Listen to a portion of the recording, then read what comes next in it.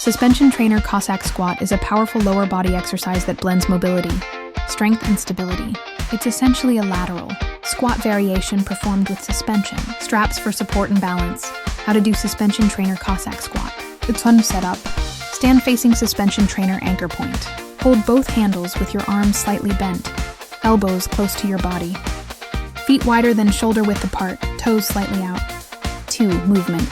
Shift your weight to one leg and squat down deeply on that side. Keep the opposite leg straight with the toes pointing upward. Heel stays grounded.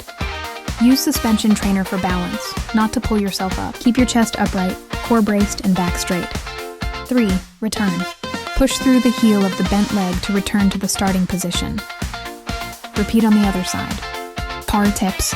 Move slowly and control the range of motion. Keep knees aligned with toes. TRX should only assist balance, not take the load. Thanks for watching.